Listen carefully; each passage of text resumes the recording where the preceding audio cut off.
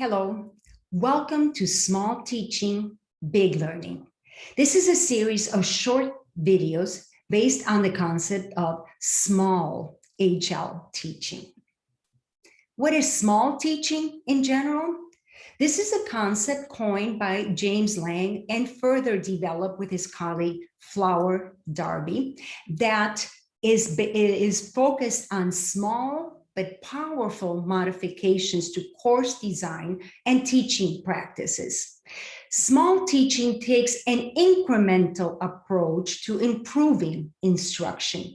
James Lang, in his book, talks about how busy teachers are.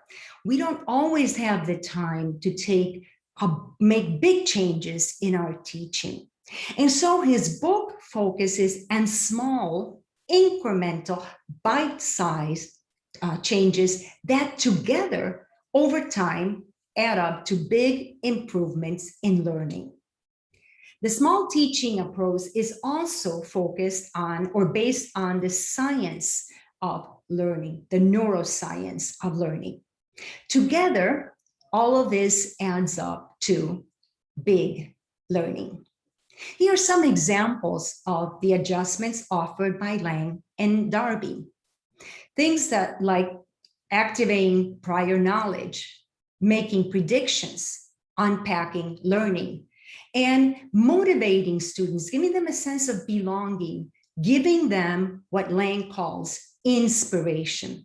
These concepts are familiar to many of us that have been teaching for a long time. In this series, we will connect them to the concept of small HL teaching. The small HL teaching series in particular, as our name suggests, is focused on HL teaching and learning, be it in HL only classes and as well as in mixed classes. And in keeping with Lang's approach, we present incremental adjustments and we will connect them to the neuroscience of learning. But we will do more than that.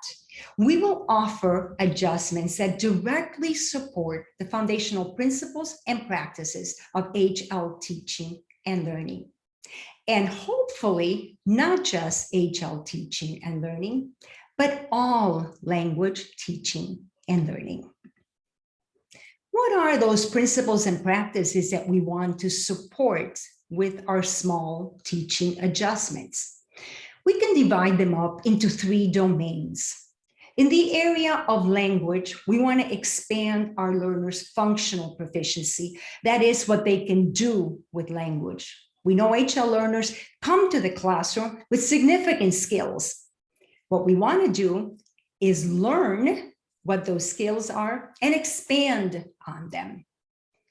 The second domain refers to the emotions, experiences, goals that our HL learners bring to the class. What we want to do is address those emotions, goals, and experiences and give our learners inspiration to continue their learning. And finally, because HL learners are so different from each other, good HL teaching starts with the learner, not at the front of a curriculum. Good HL teaching is differentiated. We might call these 3 domains, and the specifics I mentioned very quickly, the big picture of HL teaching. This is what this series wants to support. The small adjustments that we will present through this series are intended to improve teaching and learning in each of those domains. What are some examples of these adjustments that you will see in this series? Well, in the area of formative assessment, things like how to use exit cards to differentiate instruction or address learners' socioaffective needs. Also in the area of informative assessment, how low stakes assessments can help our learners progress better. We will also be talking about things that help teachers unpack learning, like giving learners a grammar map. How often have we heard teachers say HL learners don't know grammar terminology?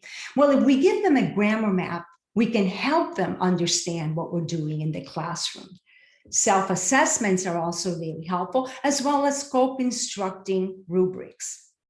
We will also present adjustments in the area of inspiration. For example, how to use a linguistic autobiography to make learners feel better about their skills, understand themselves better, and build on what they can do.